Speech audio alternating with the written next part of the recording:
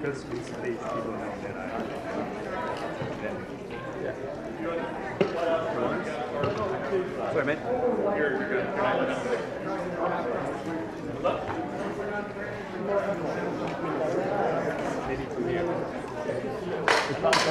Ouais, ça y est, je l'ai. Non, pas encore, c'est celle-là qui sort. And you're going to have to take more to another one so I can get the stage on. J'attends juste que la boîte bleue dégage et je serai au-dessus. Yeah, that's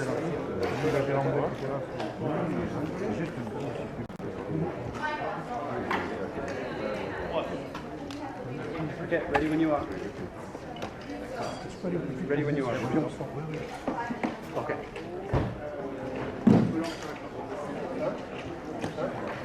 All right, go for it. 七国集团峰会。七国集团峰会在去年没有牵涉风暴，今年更是连风暴都发布，从中也看出七国集团内部是分歧重重。而明年美国将会举行七国集团峰会，美国将能够设定议题，也可能会邀请俄罗斯出席峰会。但届时，如果俄罗斯出席的话，七国集团内部的分歧恐怕会更加严重。东方卫视看看新闻记者张金义，法国里亚的第四报道。That's perfect. Do you want to have a look at your framing in this one? More like this. Okay, good. Then we go through.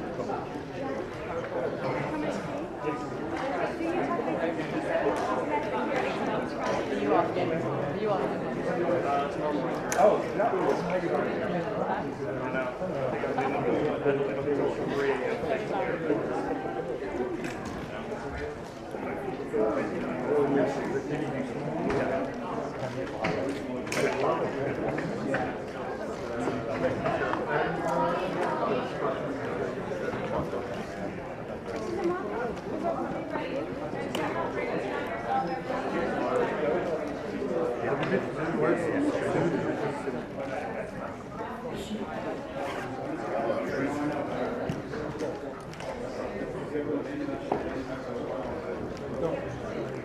Dan, you okay? You happy?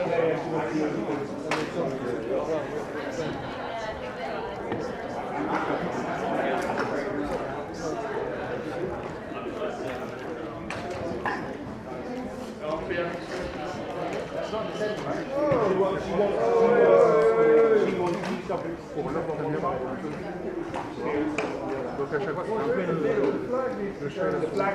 I'll bring it back. Have you got another flag? You've got two flags.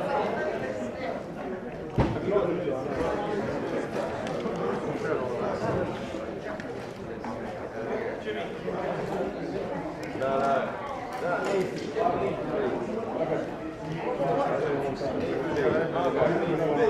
On the line.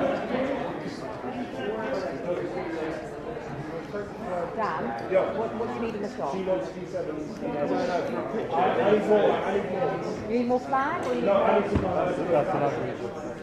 Yeah. No, yeah, better in the centre. Go that way. Yeah, Keep going. Keep going. that's all right. That's all right. Flags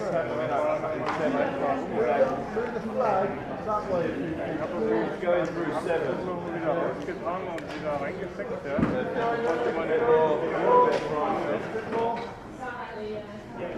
Carry on. A bit more. You've got to go about a foot. There.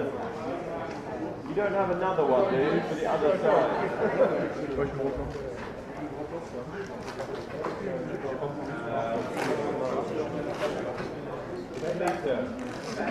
Margot.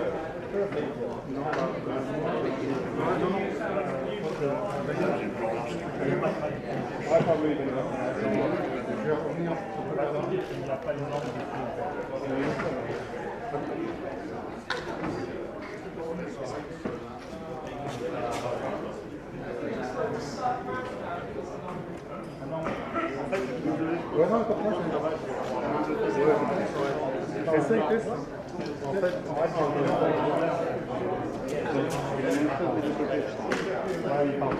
il parle.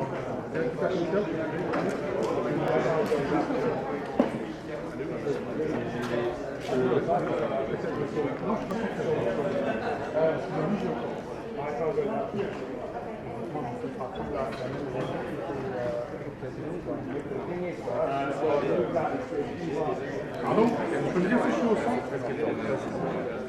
Ça, c'est trop blanc, sauf qu'elle n'est pas à la bonne place. Oui. Merci.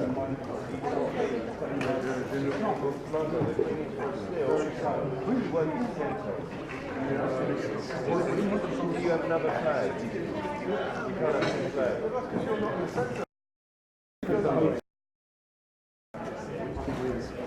Anyway, you do the...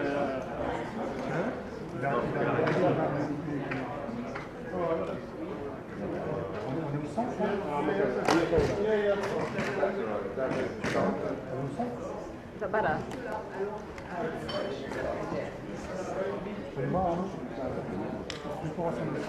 Je vais mettre un peu trop.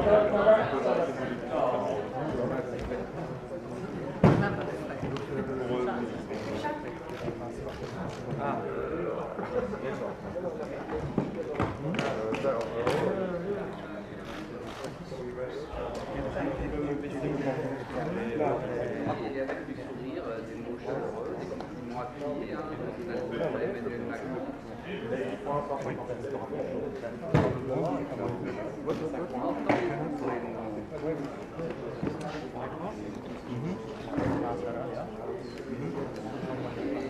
Fait avec des sourires, des mots chaleureux, des compliments appuyés, Emmanuel Macron et alors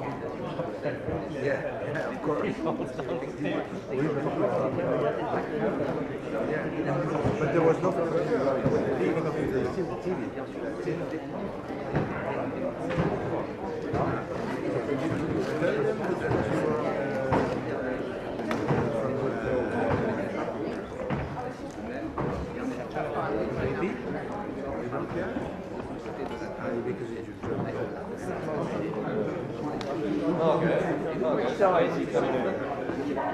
Let's say then maybe make a picture for us.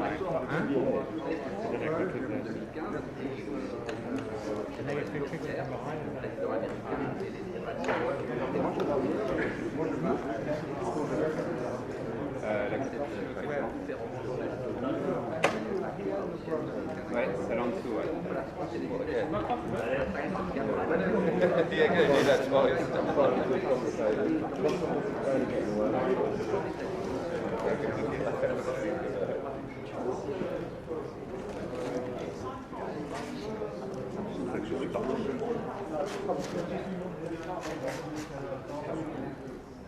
Might not stay put.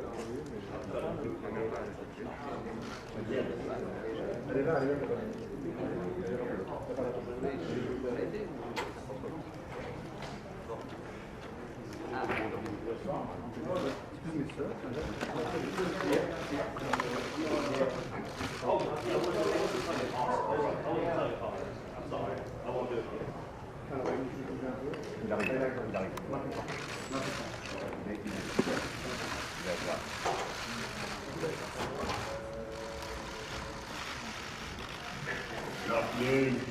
First of all, I would like to thank President Macron of France for the extremely stylish and also highly effective summit that he's just hosted for us here in Biarritz. And with every conversation that I've had with my fellow leaders, I've been struck by their enthusiasm to expand and strengthen their relations with our country, whether that's on trade or security or defence, science, and indeed the growing opportunities we have to collaborate in space technology. We've also spoken in Biarritz about the biggest global challenges confronting us all today, and these are things that I think also matter very much to the people in the UK. Loss of habitats and species that is happening around the world. We can't just sit back as animals and plants are wiped off the face of the planet. The world's animal populations have declined by around 60% in the last 50 years. About 1 million species are now facing extinction, and we've seen in the Amazon rainforest a tragic increase in fires which are made more likely by deforestation. And that's why today I've announced £10 million of new funding to protect and restore the rainforest in Brazil, with 1 million birds and 100,000 mammals losing their lives every year from eating or getting tangled in ocean plastic. We've got to do much more to protect the oceans, and today we've announced £7 million for the Blue Belt programme to extend our work to protect vital marine ecosystems in conservation areas in Britain's overseas territory. And don't forget that Britain has the 5th biggest marine estate in the world. If we don't act now, our children and our grandchildren will never know a world with the Great Barrier Reef or the Sumatran tiger or the black rhino. And so next year at the Biodiversity COP, the summit in China, the so-called Aichi targets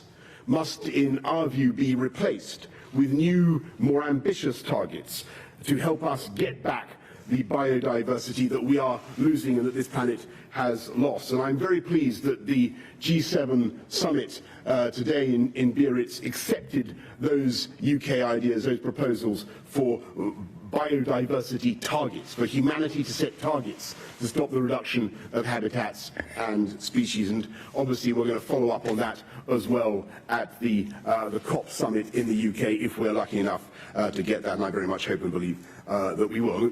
There's one issue underpinning all that which I believe holds the key to tackling so many global problems, and that is the vital importance of educating girls. And I'm very pleased that here at the G7, everybody, every delegation has supported the UK's campaign to give every girl in the world 12 years of quality education. And I today announced funding to give 600,000 children in the world's most dangerous countries, where girls are twice as likely as boys to be out of school, the opportunity to go to school for the first time. We discussed Iran, and we are all agreed that Iran should never under any circumstances be allowed to get a nuclear weapon. And there's clearly an opportunity now for Iran to come back into compliance with the nuclear deal, the JCPOA, and to resume dialogue as well as to cease its disruptive behaviour in the region. We expressed collectively deep concern about what is happening in Hong Kong, and the G7 nations all want to support a stable and a prosperous Hong Kong, and we remain collectively committed to the one country, two systems framework. And I was pleased that that was reflected in the conclusions of the summit, which was, as I say, very productive indeed. If people can quarrel with summits and with world leaders coming together in this way for discussions about wide-ranging issues such as we have had, but I really think that if the leaders who have been gathered together at Biarritz over the last couple of days really follow through on these discussions and really mean what they say in the conclusions, I think it will make a real difference to the issues that people in our country care very deeply about. So thank you all very much for sticking with it. I know it's been a long old summit, but I'd like to take your questions now, and I've got to go through. I know Beth is there, top of the list somewhere. Wait, no, it's Vicky Young of the BBC. We're going to come to you. Sorry, Vicky Young of the BBC, and then Beth. Prime Minister, you've been telling EU leaders not to listen to those MPs who say they're going to block and no deal Brexit. How far are you willing to go to stop Parliament doing that? Well, look, you know my position on this, Vicky, and I hope everybody knows that. I think that this is really a matter for parliamentarians to get right ourselves. We asked the people to vote on whether to stay in or to leave the EU. They voted overwhelmingly. They voted very substantially to leave by a big majority. Parliament vowed several times to reflect and respect that mandate. And I think people have just about had enough of this conversation, and I think they're yearning for a moment when Brexit comes off the front pages, but that can only happen when we come out of the EU on October the 31st. And that is what I really call on all my fellow MPs to deliver, and I hope and believe that they will. And I go to Beth. Mr. Johnson, you talk about what MPs should do, but there is going to be, whether you like it or not, a parliamentary roadblock on your no-deal Brexit when you return to Westminster. If MPs pass a law requiring you to extend Article 50, what will you do? Will you suspend Parliament, or will you call an election? Well, Beth, I think really I'm just going to have to respectfully refer you back to the answer I gave to Vicky just now, which is that I think that it's the job of everybody in Parliament to get this thing done. I think it's what the people want. I also think, by the way, it's what our friends and partners on the other side of the Channel want. They want this thing done. They want it over. You talk to our friends, as I have done in the last few weeks, and they are very enthusiastic about getting on with the future. They regard Brexit now as an encumbrance, an old argument. They want to talk about the new partnership that we're going to build. They want to talk about ways in which we can work together, as I said, not just on trade, but on security, on defence, on all kinds of things. And I think it's time that we in the UK started to think about all the ways in which we can think of a post-Brexit Britain doing things differently and doing things better, taking the opportunities to boost investment in our in business and our industry, setting up free ports, doing free trade deals. There are big opportunities for this country. So I think we need a new way of thinking about it. But first of all, you've got to come out, as you know, on October the 31st. And yes, it's Robert Peston of ITV Next. Prime Minister, a couple of quickies, if you'll indulge me. Just put a question to the US President Trump, and what President Trump said was he now thinks it highly likely that there'll be a no-deal Brexit. He's right, isn't he? Did he say that? He said the EU is a tough negotiator, rather implied. Is that what he said? Can someone clarify this before we go any further? Is that what Don said? Corroborate what Trump just said. Okay. Anyway. Back him up. Come on, back him up. Anyway, look. He said something on those lines. He said exactly that. Okay. All right. Bloody hell. This is going to be an impossible clip to use. The President said something about how the EU was a tough negotiator. I'm going to go back to the beginning. America's president implied just now that he thought there'd be a no-deal Brexit. Do you agree with that? Tomorrow, MPs are gathering in Westminster, MPs of all parties, to issue a declaration calling on you not to use the device of suspending Parliament to force through a no-deal Brexit. Why not simply give them that commitment that you won't suspend Parliament to achieve that aim? Thanks, Robert. And I think we're really sort of circling back over the same sort of ground here. I didn't hear the President say exactly that he thought it would be a no-deal Brexit. I think what I heard him say was that the EU are tough negotiators. That's true, but then so are the Americans, and so indeed are the Australians and the New Zealanders. Everybody's a tough negotiator. You're a pretty tough negotiator, I expect. So look, but that doesn't mean we won't do a deal, and we're working very hard to do that. It will be difficult. There's a substantial disagreement. But my job is to make our case, and you know what our case is, that the backstop is anti-democratic. It keeps the UK locked in the EU's customs arrangement. It keeps us locked in the legal order of the EU without any ability to influence those things. It's got to come out. It's got to change. I've made that point very, very clearly to our friends. I really think that point has now landed. So let's see where we get. And I hope that friends and colleagues in Parliament will be supportive of our efforts to get this thing done, to get rid of the old withdrawal agreement and do a much better deal. That's what we need to do. And I'm going to go to Steve Hawkes of The Sun. There he is. Prime Minister, sorry, just another quickie on Brexit.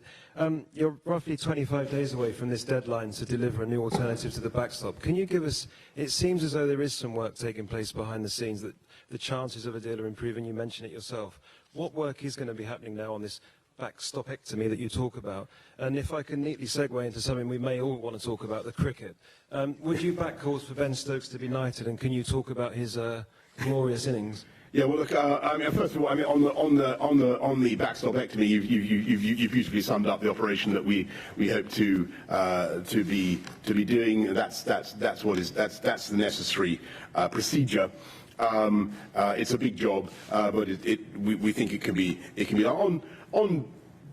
I watched it. I mean, I could only watch the highlights. I thought it was one of the most extraordinary innings I've ever seen. The shots I saw were absolutely incredible. I think I've already promised that that Ben Stokes should get a dukedom. So I don't think I can't go any higher than that. But clearly, it's not a matter for me, but for some honours committee or other, and I'm sure they will take the appropriate decision in due course. Paul. Paul Wall from HuffPost. Prime Minister, the Archbishop of Canterbury plans to chair a citizens' assembly to stop a no-deal Brexit. Is that the act of a charitable Christian, or is it the act of a turbulent priest? Well, I'd like to see the evidence for that, Paul. I'm very interested. I got a very nice letter from the Archbishop saying that he wanted to work with me to bring our country together after Brexit had been done. So that's news to me, that particular development. Well, as far as I understand it, he wants to bring the country together, and I certainly support him in that. I'm now going to just go. Yes, please. Sorry. You are more optimistic about the chances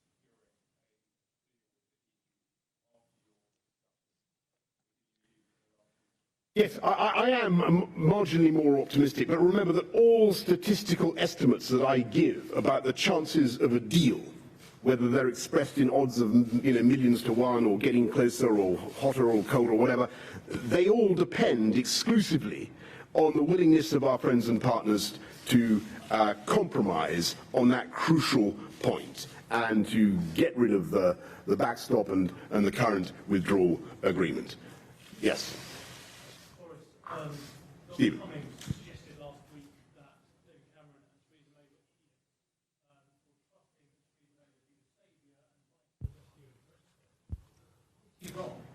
Sorry, I think you mean, in that sentence, I think you meant Angela Merkel. Yeah.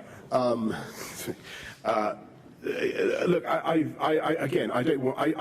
think that our German friends and our French friends have certainly listened very carefully to what we have had to say, and I really repeat what I said to Ed. It all depends on how seriously they wish to get a deal. Yes. Yes. Sorry. Yes. The European Commission made clear today that if any of the £39 billion Brexit divorce deal is withheld, that would be a way of trade deal with the EU. Would you be willing to sacrifice a trade deal in order to keep that money? Well, look. Under any circumstances, if there is a no-deal outcome, then substantial sums will be available, very substantial sums will be available from the £39 billion for the UK to spend on our priorities, including managing that no-deal scenario. Yes. Hi, Prime Minister. You've had meetings. Thank you. You've had meetings with President Trump and President Morrison of Australia, who've both talked about a trade deal within the next year. Do you think there's a chance that they'll just offer you a quick deal that will rip off Britain? So say again, a quick deal? Quick trade deal with the US and Australia. Yeah, thank you. Look, I mean, all the questions have been extremely good, but that is also very good. We do not want to do as it were, a quick deal that doesn't really maximise the opportunities for the UK. Ours is an incredibly rich and diverse economy, very, very strong, particularly in services. I would rather have a comprehensive deal with the US rather than one that focused simply on goods and agri-foods that you might be able to do fast. There are big opportunities for us. I'm going to rattle through this. And yes. Oh, sorry.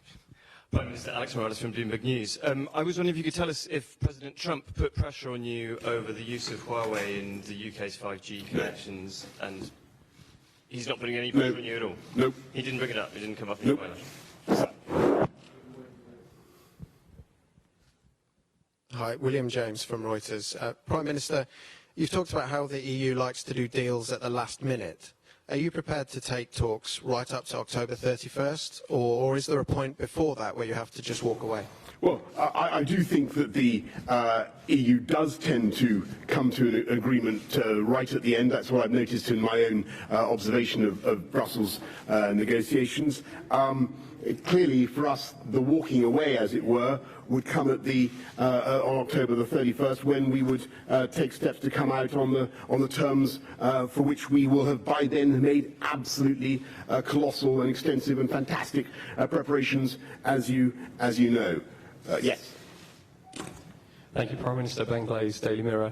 Do you have confidence in John Bercow as a Commons Speaker? I don't wish to get into. It's not the function of the Prime Minister to express confidence in the Speaker. But I hope that all parliamentarians will use their good offices to respect the will of the people and get Brexit done on October the 31st. Yes. Charlie Cooper from Politico. Why can't you make a simple pledge to not suspend Parliament over blocking no deal? Because surely be because I rely on Parliament. Dictatorial acts comparable to Charles I. Why can't you make that a simple pledge? Because I rely on parliamentarians to do the right thing and to honour the pledge that they made to the people of this country. Yes. Nigel Morris from The Eye. What do you make of Jeremy Corbyn's suggestion that he should be installed as the caretaker Prime Minister for a temporary administration? Well, one of my missions in life is to my many missions in life is to protect the people of this country from the appalling consequences of a Labour government, and it is clear from what Jeremy Corbyn is now saying that not only if he were in power would he put up taxes on virtually everything from income to pensions to inheritance to property, not only would he align himself with some of this country's most intractable and difficult foes, but he would also renege, reject, revoke the mandate of the people. And I cannot think of anything worse for democracy or for trust in politics. And I very much hope that that does not happen. And how many more do I have to get? Heather? Yes, sorry, I was going to come to you earlier. Would you like to take the opportunity to apologise to Philip Hammond, who felt his reputation was besmirched by briefings that disgruntled former ministers were responsible for the leaking of the Operation Yellowhammer documents? I had no idea that Philip felt that any such thing had happened, and what can I say? Honi soit qui mal y pense. Yes. John Stevens from the Daily Mail. The EU has said it's willing to listen to your proposals on what can replace the Irish backstop. When are you going to present these to the EU in detail? Well, we're going to be having some discussions with our European friends, but clearly, as we've made plain over many weeks now, the so-called backstop, which I've explained again and again, has got to come out. How many more should I do? Well, yeah, I'll do two more. Yes. David Hughes from PA Media. You've pledged extra cash to help the Amazon today, but your credentials as an environmentalist are somewhat undermined by a commitment to cut fuel duty as well. How can you be protecting the environment whilst also helping gas guzzlers? We are wait and see what's in. I'm making no fiscal commitments whatsoever at this stage. Wait and see what happens in the budget. And I don't think my credentials as an environmentalist are absolutely unimpeachable when you consider the massive reductions that we had both in CO2 and other forms of pollution when I was mayor. And that's the kind of approach that you're going to see from this administration, a very active environmentalist administration protecting habitat, protecting biodiversity, but reducing CO2 and reducing climate change emissions through technological progress, as our German friends would say, Vorsprung durch Technik. That's our approach. Thank you very much, everybody. Thank you.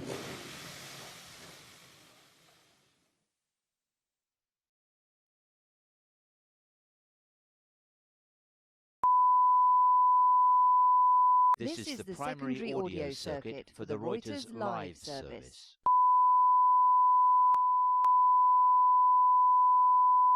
This is the primary audio circuit for the Reuters live service.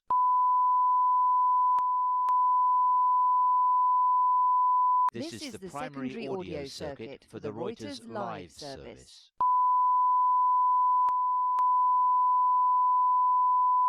This is the primary